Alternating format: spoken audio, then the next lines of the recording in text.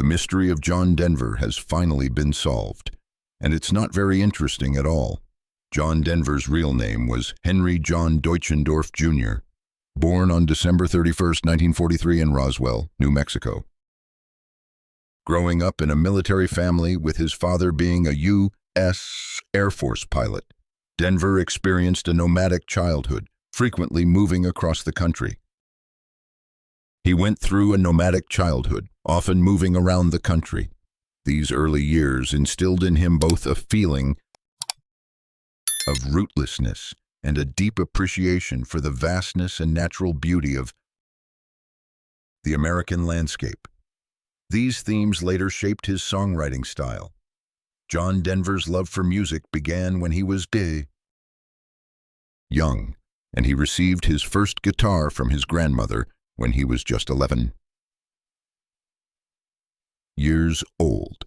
That simple gift changed his life. Inspired by Elvis Presley and the folk musicians of the 1960s, Denver developed his unique musical voice while studying at Texas Tech University.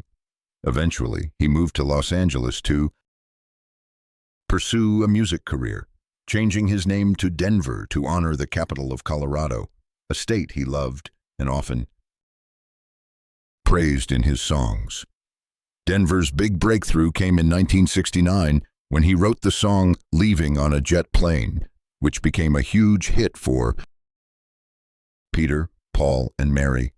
The success of the song catapulted him into the spotlight, and he soon became a true performing artist.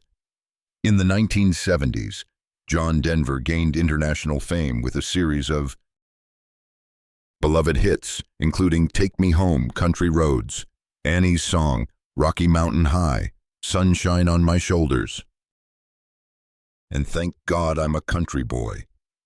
These songs captured the heart and soul of the beauty of nature and the emotions of the American people, blending influences of folk, country, and pop into a recognizable sound characterized by his warm tenor voice and acoustic guitar. John Denver was not only a famous singer and songwriter, but also a versatile entertainer who appeared in numerous films and television specials throughout the 1970s and 1980s. One of his most notable roles was in the hit movie "Oh God" in 1977, where he starred alongside legendary comedian George Burns. The film was a commercial success and showcased Denver's natural charm and warmth, in addition to his musical talent. His gentle, sincere presence on screen perfectly complemented Burns' humor, helping "Oh God" become a beloved classic.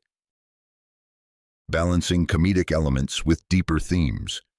In addition to this film, Denver's appearances in television specials and other film projects reflected his popularity and ability to connect with audiences through various media during the peak of his career.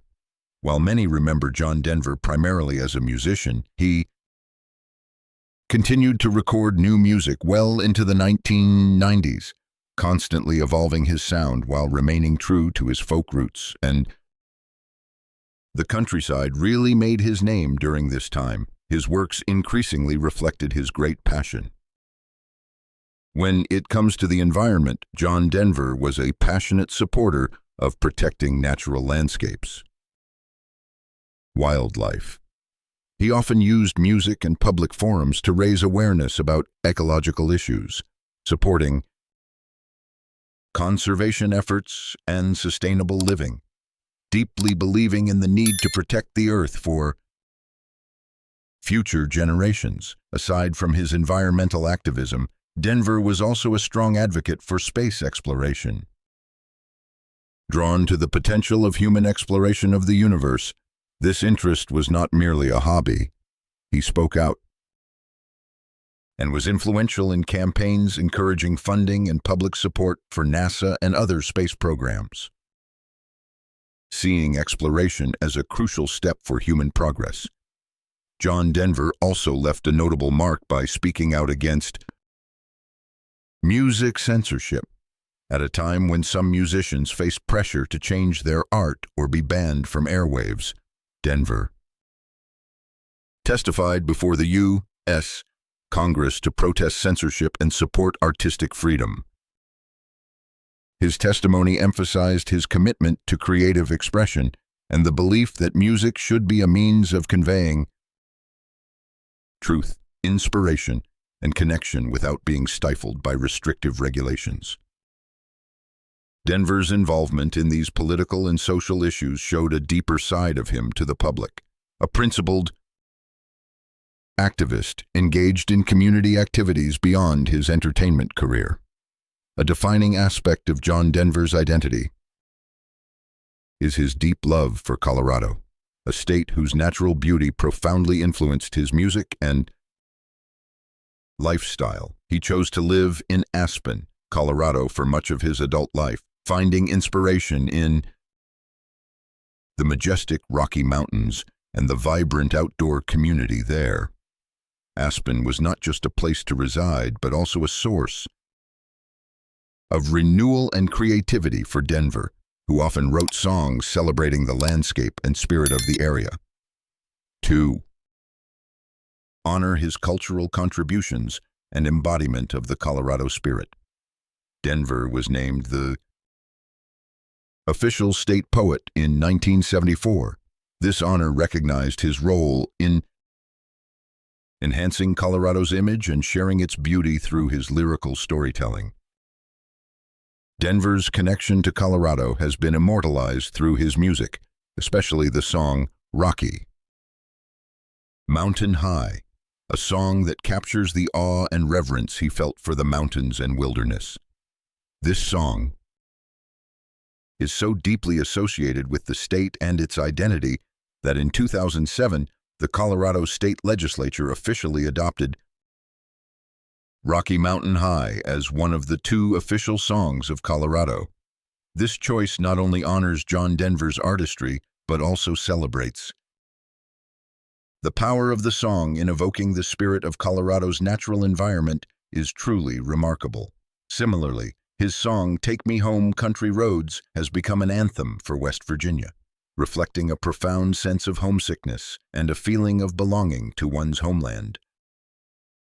His Country Roads has become an anthem for West Virginia, capturing a deep sense of longing for home and a feeling of connection to his roots. This has gone beyond John Denver's origins. In 2014, West Virginia honored this song by selecting it as one of the official state songs, further solidifying John Denver's lasting legacy in American music and culture. The official state songs have reinforced John Denver's enduring legacy in American music and culture. Denver was not only a musician, but also a passionate advocate for environmental and humanitarian causes. He used his fame to raise awareness about conservation, world hunger, and peace.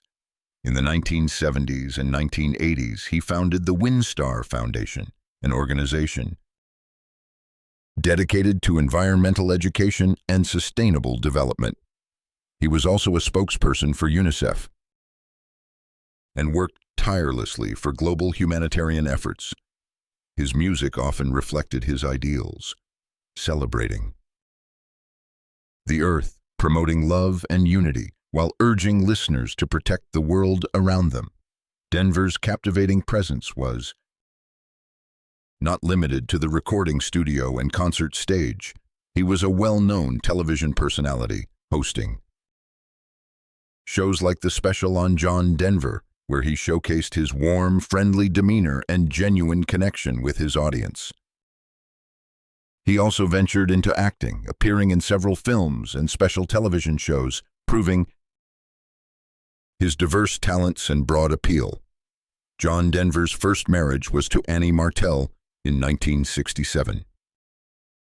Annie, who hailed from St. Peter, Minnesota, was not only Denver's partner but also his muse and the inspiration for some of his most enduring musical works.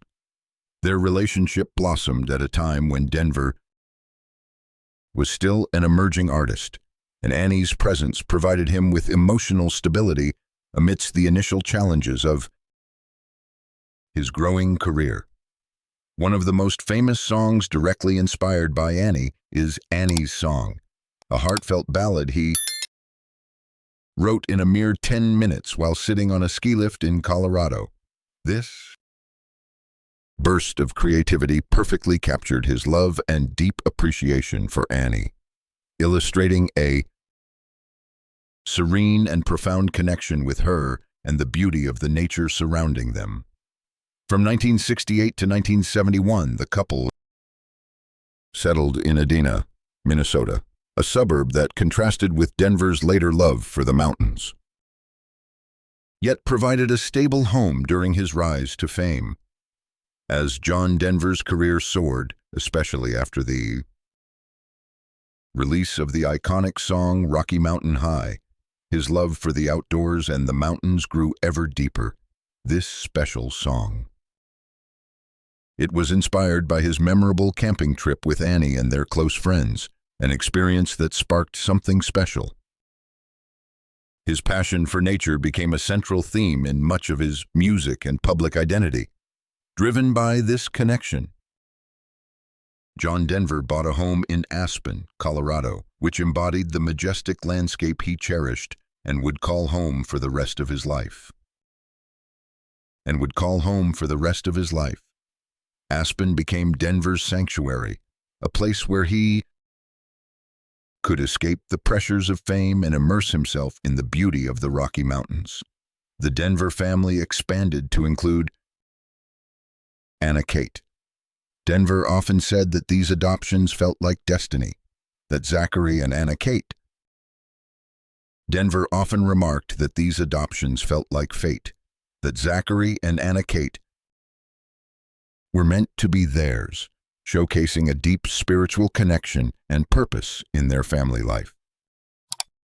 Being a father was incredibly important to Denver, as he would say, "I'll tell you the greatest thing about me. I am the father of some boys. I am the father of some little girls. When I die, Zachary, John, and Anna Kate's father. That's enough for me to be remembered. That's more than enough." This statement reflects the core of his values, that beyond music and fame, being a dedicated father is the legacy he cherished most. Zachary even inspired Denver's song, "A Baby Just Like You," which includes the warm, gentle line, "Merry Christmas, Little Zachary," a song Denver originally wrote for Frank Sinatra, yet it became deeply intertwined with his personal life. Although they built their love and family together, John Denver's marriage to Annie Martell ultimately ended in 1982. The pressures and demands of Denver's skyrocketing career played a significant role in their separation. In a candid interview in 1983 featured in the 2013 documentary John Denver, Country Boy, Denver reflected that the relentless demands of his career created a rift between them, making it difficult to maintain the closeness and intimacy that once defined their relationship. Annie Martell later shared her perspective, noting that they were simply too young and immature to cope with the sudden fame and lifestyle changes that John's success brought. Their divorce was not only emotional, but also symbolic, marked by a memorable moment to illustrate the division of their shared assets. Denver famously cut their marriage bed in half with a chainsaw. This dramatic act underscored the raw and painful reality of their separation, as well as John Denver's complex, sometimes impulsive personality. After many years, John Denver found love again and married Australian actress Cassandra Delaney in 1988 after 2 years of dating. Their relationship seemed promising as they settled into John Denver's beloved home in Aspen, Colorado. The couple welcomed a daughter named Jessie Bell, adding another chapter to John Denver's journey of fatherhood. However, this marriage didn't last long. as the couple separated in 1991 and finalized their divorce in 1993. John Denver's feelings about his second marriage were particularly candid and somewhat bitter. He once remarked that before their brief marriage ended in divorce, she tried to make a fool out of him. This statement hints at the personal struggles and emotional turmoil he experienced throughout the relationship, reflecting a more complex and painful aspect of his private life. He went through during the relationship, reflecting a more complex and painful aspect of his private life, contrasting with the gentle, outgoing persona he cultivated through his music. For many decades, the sudden and tragic death of John Denver remains shrouded in a mix of confusion, speculation, and unanswered questions. Fans and observers alike wonder what really happened on that fateful day in October 1997, when the beloved singer-songwriter, known for his gentle voice, heartfelt lyrics, and deep connection to nature, lost his life in a plane crash. Now, after years of investigation, revelations from insiders, and careful analysis of the events leading up to the accident, the mystery has finally been unraveled. But the truth, as it turns out, is much more troubling than anyone expected. John Denver was a skilled pilot, but on October 12, 1997, while flying his own experimental aircraft, the Rutan Long EZ, something went terribly wrong. Initially, official reports pointed to pilot error or mechanical failure, but over time, more complex details emerged. Investigators revealed that Denver struggled with several critical cockpit control issues. Specifically, the fuel selector valve was in the wrong position, leading to fuel starvation. This caused the engine to fail mid-flight, resulting in the crash into the Pacific Ocean off the coast of California. However, upon closer examination, deeper issues were discovered. The aircraft itself had design flaws that were not fully disclosed or understood, and safety features were inadequate. John Denver was reportedly concerned about fuel system issues before the flight, but did not receive proper guidance or repairs. This negligence and lack of adequate support from the aircraft manufacturer significantly contributed to the deadly crash. Beyond mechanical causes, the mystery extends to John Denver's personal life in the years leading up to his passing. Although publicly he was known for his upbeat songs and environmental activism, behind the scenes, he faced significant challenges. He struggled with emotional chaos, the pressures of fame, and complicated personal relationships, including a difficult divorce that left lasting scars.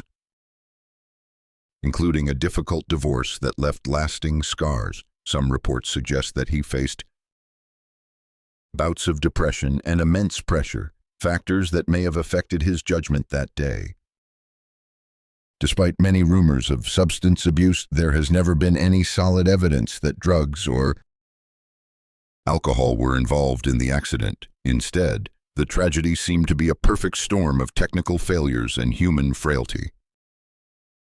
A tragic intersection took the life of a man who inspired millions. One of the saddest aspects of this revelation is how it complicates John Denver's legacy. For many years, fans have held on to his image as a wholesome troubadour, living in harmony with the world. But knowing that safety warnings were ignored and misjudgments may have contributed to his death adds a bitter layer to the story. Furthermore, some critics argue that the tragedy could have been prevented if Denver had been better trained, better equipped, or had conducted a more thorough inspection of his plane. This raises uncomfortable questions about accountability. Transparency, not just for pilots, but also regarding the aviation industry's regulations for experimental aircraft. The ultimate resolution of the mystery surrounding John Denver serves as a cautionary tale on many fronts. For fans, it is a painful reminder that fame and talent do not protect anyone from human frailties or unforeseen dangers. For the aviation community, it underscores the importance of stringent safety standards, transparent communication about aircraft risks, and thoroughly educating pilots, especially those flying experimental or home-built planes. In recent years, John Denver's story has inspired advocacy for better pilot training and closer oversight for light aircraft, aiming to prevent similar tragedies in the future. The lessons learned from this somber case are a legacy in their own right, ensuring that this tragic mystery does not repeat itself with pilots or other aviation enthusiasts.